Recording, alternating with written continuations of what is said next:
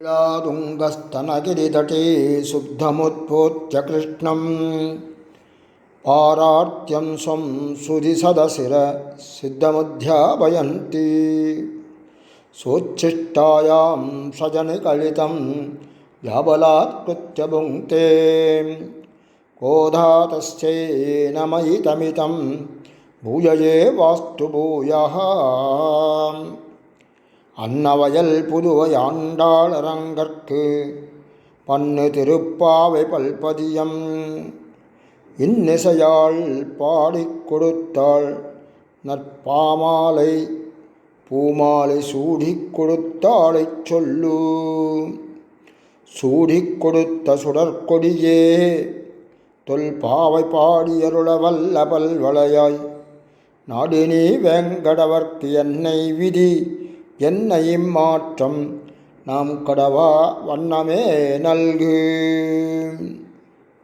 ஆண்டாள் அருளிச் செய்த திருப்பாவையிலே இன்றைய தினம் 20வது பாட்டு.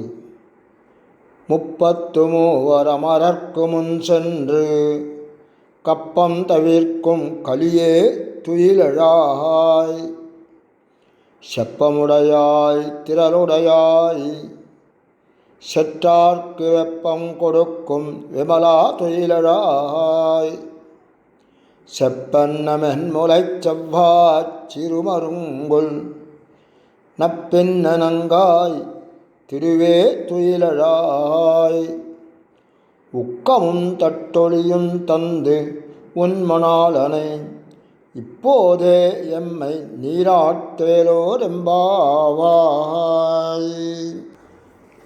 இப்பாட்டிலே நோன்பு நோக்கும் ஆயர்பாடி பெண்களையும் கண்ணபிரானையும் நப்பின்ன பிராட்டியையும் போற்றி புகழ்ந்து எழுப்புகின்றனர். முதலிலே கண்ணபிரானை எழுப்பினர். எழுப்பும்போது அவனுடைய வீரத்தையும் பிறர்க்கு அவன் உதவும் குணத்தையும் போற்றி புகழ்ந்து எழுப்பினர். தேவலோகத்திலே இருக்கிறார்களே 33 கோடி தேவர்கள், அவர்களுக்கு ஏதாவது ஒரு முறையில் இடையூறு வந்ததனால் ஏதாவது துன்பம் ஏற்பட்டால் அந்த துன்பத்தை போக்க அவர்கள் வந்து உதவி கேட்கும் முன்னரேவே அங்கு சென்று அவர்களுடைய துன்பத்தை எல்லாம் போக்கக்கூடிய சுபாவம் உடையவன் கண்ணபிரான் என்று அவனை போற்றுகின்றனர். தேவர்களின் நடுக்கத்தை போக்கி அவர்களின் துயத்துடைக்கும் கலியே எனவும் புகழ்ந்தனர். அக்கண்ணபிரானை எப்படியெல்லாம் புகழ்கிறார்கள் பாருங்கள். உயர்ந்த நற்பண்புகளை உடையவன், எதிரிகளின் செருக்கை அழித்தொழிக்கும் வீரத்தின் விளைநிலம், மிகுந்த வலிமையுடையவன், பகைவர்களை நடுங்கச் செய்யும் பலவான், இப்படியெல்லாம் புகழ்ந்து போற்றி அவனை எழுப்புகிறார்கள். கண்ணபிரானை புகழ்ந்து எழுப்பிய அவர்கள் அவனுடன் படுத்திருக்கும் நப்பின்னை பிராட்டியை பார்த்து அவளையும் எழுப்புகிறார்கள். நப்பின்னையின் குணநலங்களையெல்லாம் போற்றி புகழ்ந்து அவளுடைய அழகை பற்றியெல்லாம் வர்ணித்து புகழ்ந்து எழுப்பிய அவர்கள் அவளிடம் தங்கள் கண்ணபிரானோடு தாங்களும் கலந்து மகிழ்ந்து தங்கள் பாவ நோன்பை இனிமையாக முடிக்க தங்களுக்கு விசிறியும் கண்ணாடியும் உக்கமும் தட்டொழியும் தந்து உதவுமாறு கேட்டுக்கொண்டனர். இவ்வாறு இந்த பாசுரத்தில் கண்ணபிரானின் வீர தீரத்தையும் நப்பின்னையின் பேரழகையும் எடுத்து கூறி வேண்டி நிற்கும் பாங்கை இந்த பாசுரத்திலே காணலாம். பகவானை வழிபடும் பக்தர்களே பாகவதர்கள்னு சேதனர்கள் என்றும் சொல்லுவார்கள். சேதனர்கள் இறைவனின் அருளை நேரடியாக பெறாமல் பிராட்டி மூலமாக, தாயார் மூலமாக அந்த சிபார்சுகளுடன் பெறுவதே ரொம்ப சால சிறந்தது. பகவானிடத்தில் என்ன ஆகும், சேதனர்களை சேர்க்கும் அந்த தாயாருடைய செயலை என்னன்னு கூப்பிடுவா தெரியுமா? புருஷகாரத்துவம் அப்படின்னு சொல்லுவாள். பிராட்டியை முன்னிட்டு கொண்டுதான் பிரானை சேதனனானவன் அடைய வேண்டும் என்ற தத்துவத்தையே இப்பாசுரம் தெரிவிக்கிறது என்பார்கள். பிராட்டி இறைவனையும் பக்தனையும் சொல்லித் திருத்துவாள் என்றும், சொல்லித் திருத்த முடியாத சூழ்நிலை ஏற்பட்டால் இறைவனை தன் அழகாலேயும் பக்தனை தன் அருளாலேயும் திருத்துவாள் என்று கூறுவர். இது என்னதுன்னா ஸ்ரீவச்சன பூஷணத்தினுடைய சூழ்நிலையில் இந்த மாதிரி கொடுத்துருக்கு. 33 அமரர்க்கு முன் சென்று. அது என்ன கணக்கு? 33 அமரர்க்கு தேவர்களுக்கு முன் சென்று. அந்த 33 கோடி தேவர்கள் யார், எங்கே இருக்கிறார்கள்? வானவெளியில் இருக்கும் லோகத்துக்கு தேவலோகம் என்று பெயர். அந்த தேவலோகத்துக்கு தலைவனாக படைக்கப்பட்டவன், பகவானால் படைக்கப்பட்டவன் இந்திரன். இந்த இந்திரன்றது ஒரு பதவி தான். எப்படி நம்ம பிரைம் மினிஸ்டர் அதே மாதிரியாக இவர்னு சொல்கிறோமோ, ஜனாதிபதி இதெல்லாம் சொல்கிறோமோ இல்லையோ, அந்த மாதிரி அது ஒரு காலம், பதவி போஸ்டுடைய நேம், அவ்வளோதான். அதனால அந்த பதவிக்கு யுகந்தோறும் இந்திரர்கள் மாறுவார்கள். அதனால் ஒவ்வொரு யுகத்துக்கும் ஒரு இந்திரன் இருப்பான். அந்த இந்திரனுடைய காலமும் வரையறைக்கப்பட்டது தான். ஆனால் நீண்ட காலமாக இருக்கக்கூடியது. எத்தனையோ லட்சங்கள் வருஷங்கள், நம்முடைய கணக்கு பிரகாரம் வருஷங்கள் பார்த்தோம்னா அந்த மாதிரியாக இருக்கக்கூடியவர்கள் தேவர்கள். அவர்களுக்கெல்லாம் தலைவனாக இருப்பவன் இந்திரன். அவனுடைய பட்டணத்துக்கு பேர் என்னன்னா அமராவதி பட்டணம்னு பேர். அந்த அமராவதி பட்டணத்திலே தேவேந்திரன், அவனுடைய மனைவி பேர் இந்திராணி. இந்த தேவாதி அமரர்களுக்கு ஒரு துன்பம் நேரும்போது யாராலே? இந்த ராட்சசர்களாலும் அரக்கர்களாலும் ஏதேனும் துன்பம் நேரும்போது அவர்கள் இந்திரனிடம் முறையிடுவார்கள். இந்திரன் தன்னாலான முயற்சி செய்து அவர்களை காப்பாற்றுவான். அவனாலும் முடியாது போகிற சமயத்திலே பகவானைத்தான் அவன் நாடுவான். அமர்கள் எல்லாரையும் கூட்டிக் கொண்டு சென்று அந்த எம்பெருமானிடம், ஸ்ரீமன் நாராயணனிடம் வேண்டிக் கொள்வான். அவர் அவர்களுடைய துயரையெல்லாம் நீக்குவார். இந்த பாசுரத்திலேயும் அந்த மாதிரி தான் 33 அமரர்க்கு முன் சென்று கப்பம் தவிர்க்கும். கப்பம்னா நடுக்கம். கலியே, இந்த பகவானே, கலியாகிற இதை அழிப்பவனே, துயிலழாயின்னு சொல்கிறான். 33 தேவர்கள் யார்? அதுக்கு ஒரு கணக்கு சொல்கிறான். 12 ஆதித்யர்கள், 8 வசுக்கள், 11 ருத்ரர்கள், அதுபோக அஸ்வினி தேவர்கள் 2 பேர். அதாவது இந்திரன் பிரஜாபதின்னு கூட வச்சுக்கலாம். அஸ்வினி தேவர்கள் தனியாக 2 பேர்ன்றதுன்னு சொல்லுவாள். அந்த மாதிரி இவா சேர்ந்தால் என்னாச்சு? 12 + ஒரு 8 + ஒரு 11 + 2 இதெல்லாம் சேர்த்தோம்னா 33 தேவர்கள். இந்த ரிக்வேதத்தில் இதுதான் குறிப்பு ஏற்பட்டிருக்கிறது, 33 தேவர்கள்னு. இந்த தேவர்களுக்கு கீழே கோடிக்கணக்கான தேவர்கள் அடியார்கள்லாம் இருப்பா, தேவரடியார்கள். அவெல்லாம் சேர்த்து தான் 33 கோடி தேவர்கள் என்று அறியப்படுகிறார்கள். ஆனால் பிரதானமாக இருக்கக்கூடியது, தலைமையாக இருக்கக்கூடியது இந்த 33 தேவர்கள் தான். அதுதான் பின்னாலே இந்த பாசுரத்தில் சொல்லும்போது 33 கோடி தேவர்கள், 33 அப்படின்னு வருது. முன்பாட்டிலே ஆண்டாள் கோஷ்டினர் என்ன பண்ணுறா? இந்த உள்ளிற்கோளை பார்த்து தத்துவமன்று தகவு, பிராட்டியை பார்த்து, நப்பினி பிராட்டியை பார்த்து சொல்கிறார்கள். கோபத்தோடு சொல்கிறாள். அதனால் அவள் என்ன பண்ணுறா? தக்க சமயம் வந்தவுடனே எம்பெருமானிடம் விண்ணப்பிக்கலான்னு இருக்கா. நினைத்து என்ன பண்ணுறா? சிறிது நேரம் பேசாமல் இருக்கா. இப்போ கோபித்து கொண்டதினாலே பேசாமல் இருக்கிறாள் அப்படின்னு நினச்சிட்டு வெளியில் இருக்குவா. என்ன பண்ணா? இப்பாட்டினுடைய முற்பாதியினாலே அவளை எழுப்ப, அவனையும் கண்ணனையும் கூட சேர்ந்து எழுப்ப, அவனும் வாய் திறவாமையே இருக்கிறான். இவளை பேசின பேச்சை கேட்டு அவன் திருவுள்ளம் கலங்கி இருக்கிறானோ என்று அறிந்து இவளுடைய பெருமைகளை பாட்டின் பிற்பாதியால் பேசி அவளிடம் தங்கள் விருப்பத்தை விண்ணப்பிக்கிறார்கள். 33 கோடி தேவர்களுக்கு முன்னே சென்று அவர்கள் இடர் வருவதற்கு முன்னமே எழுந்தருளி அவர்களுடைய நடுக்கத்தை தவிர்க்கும். கப்பம்னா நடுக்கம், அதை தவிர்க்கும் போக்கி அருளவல்ல கலியே பலத்தை உடைய கண்ணபிரானே துயிலழாய் படுக்கை நின்றும் எழுந்திராய். செப்பமுடையாய் ஆசிரியர்களை ரட்சிக்கும் விஷயத்தில் நேர்மை உடையவனே. திரள் உடையாய் ஆசிரித விரோதிகளை அழியச் செய்யவல்ல பலத்தை உடையவனே. செத்தார்க்கு எதிரிகளுக்கு வெப்பம் அதாவது துக்கத்தை கொடுக்கும் தரும்படியான விமலா பரிசுத்தனே துயிலழாய். அந்த மாதிரியாக அவளை கண்ணனை இது பண்ணுறான். இந்த இடத்துல ஒன்று முக்கியமான பார்க்கணும். வெளியில் இருக்கவா பகவான் கண்ணனிடத்தில் கேள்விகளே சரமாரியாக ஆழிமழை கண்ணா பாசலில் வருமே சரமாழி பொழிந்திடணும் வேணும் அப்படின்னு, அந்த மாதிரி சரங்கள் போல மழை பொழிய வேணும் கேட்குறாள் இல்லையோ. தாழாதே சாங்கமுதைத்த சரமழை போல் அப்படின்னு பகவான் கண்ணனை பார்த்து கிட்டத்தட்ட ஒரு 20 கேள்விகளுக்கு மேலே கேட்குறான். அது பார்த்தா ஆச்சரியமாக இருக்குது. இந்த பாசுரத்துக்கு அது ஒன்றே விளக்கமாக கொடுத்துடலாம் போல் இருக்கு. அப்படிப்பட்ட ஒரு 20 கேள்விகள் பாருங்க. முதல்ல பகவான் கண்ணபிரானே நீ ரட்சிக்க வேணும் அப்படின்னு நினச்சா அந்த 33ஆகத்தான் இருக்க வேண்டுமா? 5 லட்சம் பெண்களாக நாங்கள் இருக்கிறோமே, எங்கள் குடிக்க ஆகாதா? எங்களை காப்பாற்ற மாட்டாயா? 30 பேராக இருந்தால் தான் காப்பாற்றியா? 33 பேராக இருந்தால் தான் அப்படின்னு கேட்குறான்.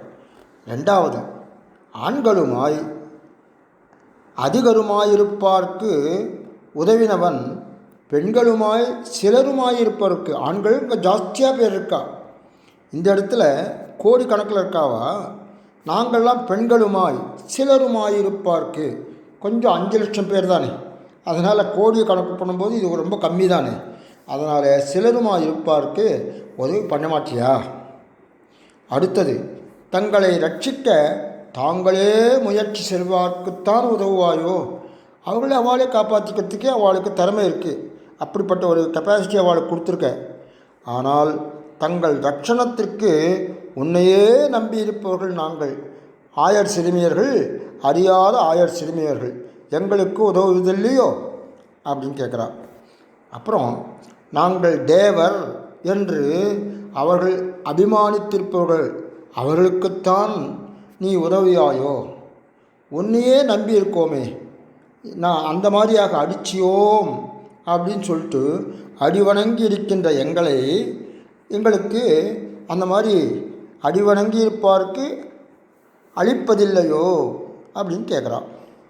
அந்நிய பிரயோஜனங்களை பெற்று அகல விரும்புவாரைத்தான் ஆதரிப்பாயோ? அனன்ய பிரயோஜனராய், அந்நிய பிரயோஜனம் அனன்ய பிரயோஜனம்னு 2 இருக்கு இல்லையா?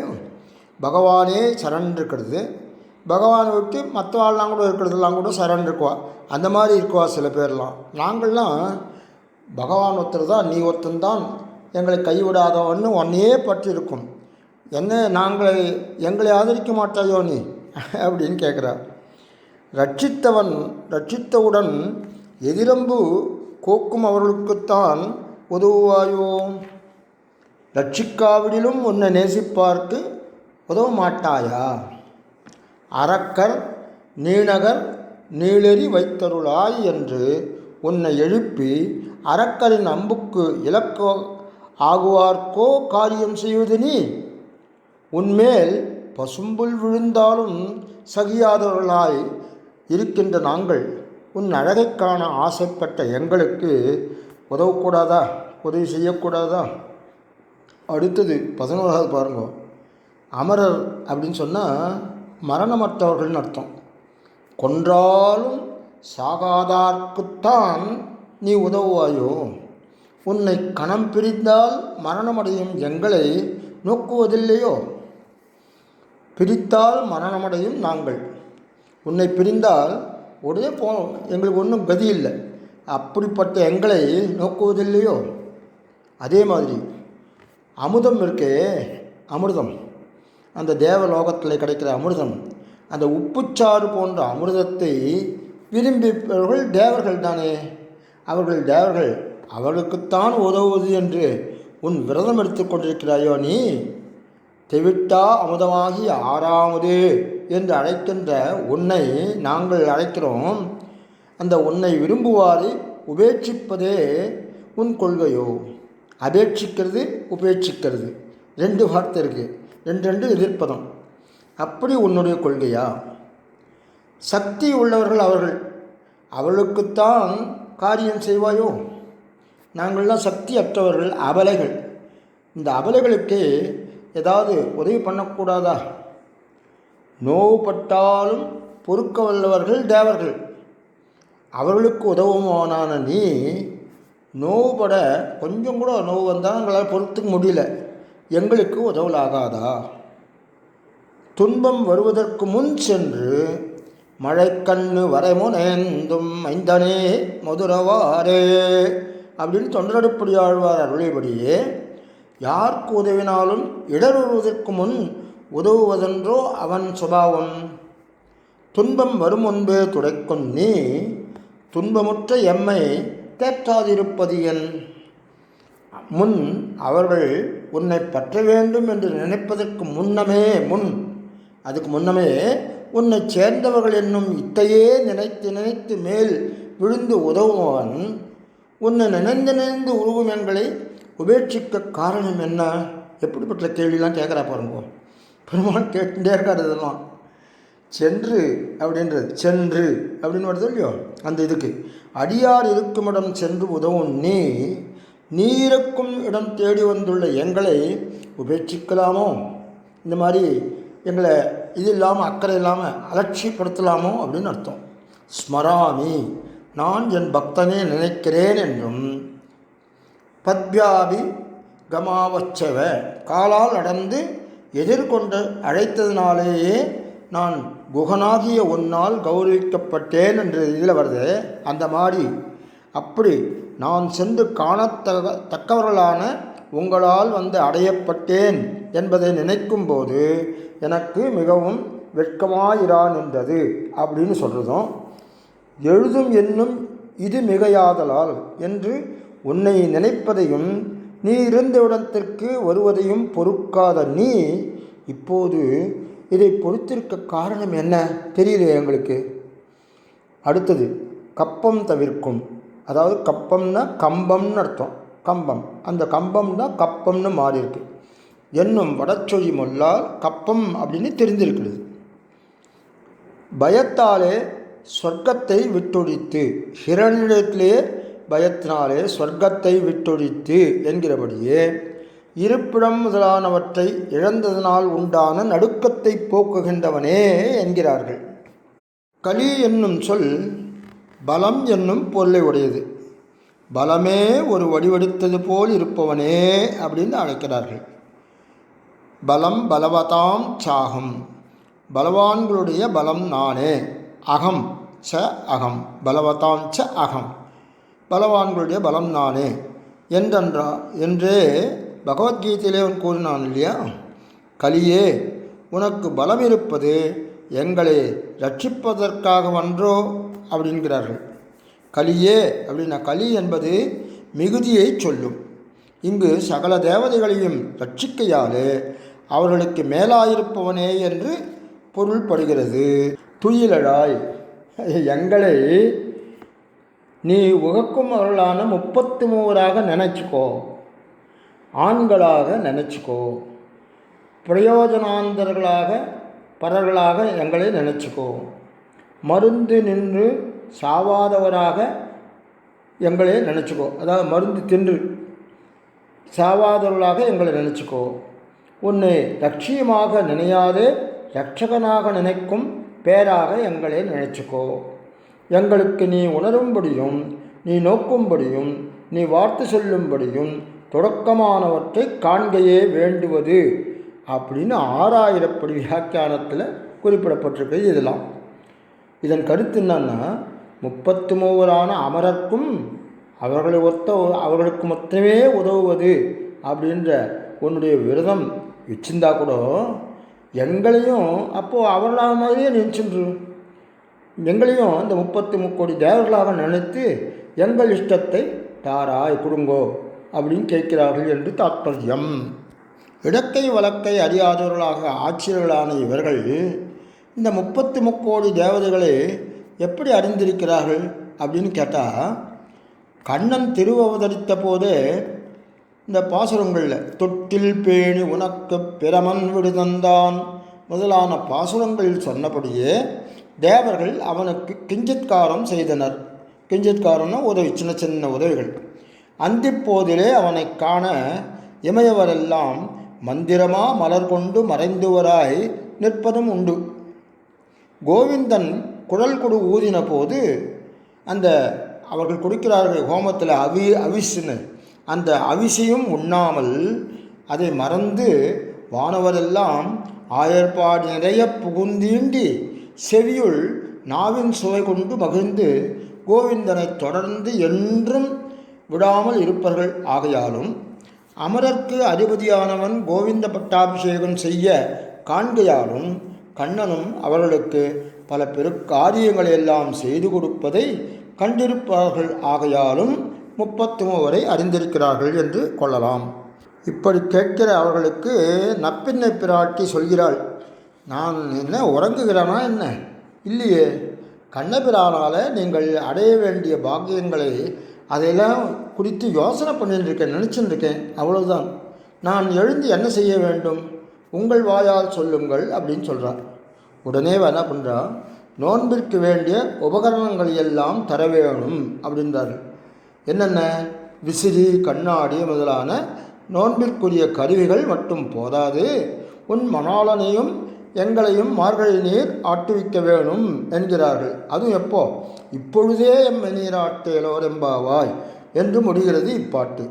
இப்பாட்டில் புருஷகார வைபவம் சொல்லப்படுகிறது. அதாவது திருமந்திரம் ஆத்மாவினால் வேறு என்று சொல்லுகிறது. சரமஸ்லோகம் எப்படி? பகவானாலே பேரு என்று சொல்கிறது.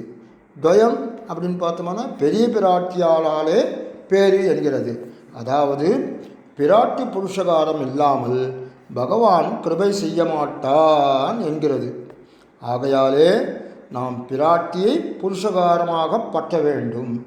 எம்மை நீராட்டு என்று எல்லோருக்கும் ஒக்க அனுபவ கைங்கரியம் இத்தால் பெற வைக்கப்பட்டது என்று சொல்லி இப்பாசுரத்தை நிறைவு செய்கிறேன்.